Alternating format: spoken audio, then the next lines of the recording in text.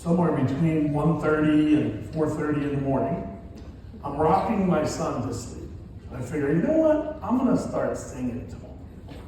And it's funny what you remember. I was singing Mother Nature's Son from the Beatles, and I'm like, that's a pretty good song to rock a kid to sleep with. And I go to look at him, and he darts away. Then I go look at him, and he darts away. And so I'm like, oh, he wants to play peekaboo. Awesome. Great thing to do when you're exhausted. Let's do that. Let's play peekaboo. Let's do that. So I'm doing this, he's doing this. Pretty soon, I mean, I'm number 9 of 10 kids. Been around a lot of children. That was not peekaboo. That was whack-a-mole. That's what that was. Later that year, he was diagnosed with autism. We were scared. We were confused. We had questions. Those questions were not where we're afraid of the autism label. Those questions were not, we may have to hold him back a grade or two. He's not going to do well in algebra or whatever. It was, would he feel a sense of belonging? Would he be lonely? Would he feel, have a life that feels full? This is what you're sitting there just rattling your brain with. It was a pretty frightening operation that was happening right there. But then you guys walked in. The ABA community was so welcoming, so nice. I come from the pharmaceutical industry. They're all jerks. You guys are unbelievable. It was unbelievable. Nice, understanding, and the way I describe it is you showed up, you had a plan, and that gave us confidence, right? It gave us confidence. And that, you redefine success as only ABA can redefine success, like 1 millimeter at a time, right? You were patient when progress was slow. You celebrated the small things that nobody else could really see, but then you taught us to see what you saw as a parent, as part of the team. It was a we thing. It was, hey, we got this. Which, believe me, when you're a parent, you're in that situation, you're just like, you feel alone too. You know your son's in his own world, but we're in our own world too. And you guys show up with what you do for a living, what you decided to do for a living. You decided to get into this space, to take this, I don't even call it a career. This is a vocation, right? You have the education, you have the preparation, you had the application of this amazing science that was going to help my son find his place in the world. It was just indescribable, We share, as a team, we sort of share a moment. And I know some of you might know this moment, but it's a terrifying moment for a parent. And I'll describe it for you, and we'll see if anybody gets the question. You're picking up your son or daughter from therapy that day, and you lock eyes with the therapist or the technician or the therapist. What's the question I ask? How do you do today? That question, I don't know if you guys realize, it's like you're jumping, right? I'm jumping, I'm asking a question. And I'm either jumping into a cool pool on a hot summer day, or I'm jumping off a cliff, right? That's what it feels like. That's how much is built into that question. And I trusted you and you trusted us to tell us the truth. When, you know what, maybe it was a good day. Good day? Let's get some ice cream. Allergic to ice cream. Okay, let's get french fries. It's fine. Let's get french fries. Or, kind of a bad day, Dad. I know what that means. You don't have to explain it. I know what that means. It was rough. But the good news is, we're starting to see progress. This amazing thing that you guys decided to do for a living. We started to see progress. And it started off as sounds, and then sounds that kind of sounded like words.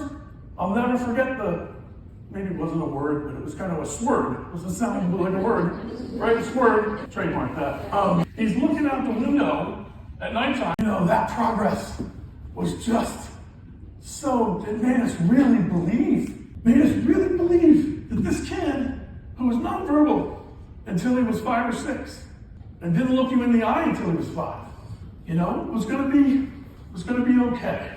And so we're starting to see this progress, and I'm starting to feel pretty good about myself. I'm like, hey, yeah, we're taking them 40 hours a week, and this was before reimbursement, so it's very expensive.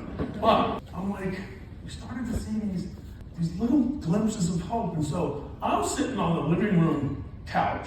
He's on the floor with Thomas the Train. Thomas the Train, and I know if it's between Dad the Pain or Thomas the Train, I know who's going to get the attention. It ain't me. But I took a chance and I said, called his name. He turned and looked at me, which most parents would be like, big deal, right? Huge deal. First time it ever happened. Imagine that.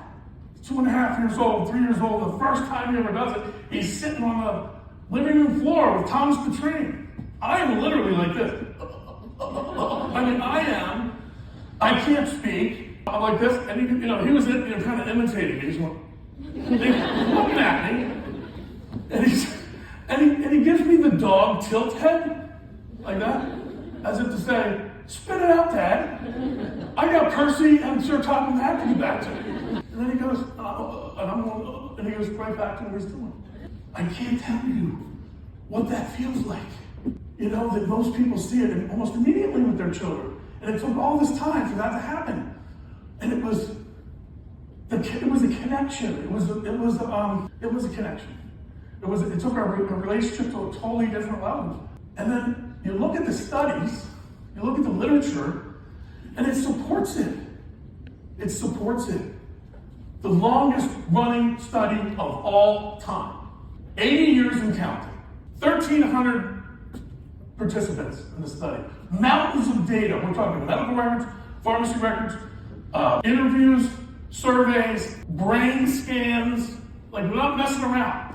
And they said the number one predictor of a long and happy life is family you were born into. Level of education, wrong. Career choice, wrong. Okay, wealth, wrong again.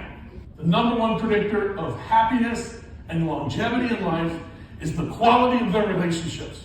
Hands down, not even close. We want studies in this industry. You want studies and you want the data? That's the data. Finished his freshman year at UConn today. It was 5.5 hours away from home. There were, thank God for cell phones. Thank God for FaceTime. Because we got the calls, we got the calls, but he never once said, Dad, come and pick me up. Take me home. I can't tell you not only how proud I am of him, but how glad I am that I get to meet you guys and to commit the rest of my life to helping you. And so when I do hear those things about ABA, I want to position myself to be between them and you. And they got to come through me first. That's how much I care about what you guys do. And you know what? When we dropped them off in the fall, and we had the hugs and the tears and do you have your EpiPen? Don't forget your medicine. And he's walking away, and you're sad, you're worried, and you're proud. I'll tell you what, that's one hell of an emotional milkshake right there. And what I really do wish is that every person that helped him really could have been there to see that. And sometimes, like I said, what you guys do is amazing. You realize that independence without connection is isolation with skills. Never forget that. Independence without connection is isolation with skills, and it's not good enough. It's not going to move the needle. And what you guys do is you help establish those connections. So, when I see you in the hallway or in the elevator, or even as I look across this room, I don't see behavioral analysis. I see the people that could have been in my living room. And I see my son. So just remember that, and remember that you change people's lives, and sometimes you help a child go further than they could have ever imagined. Thank you.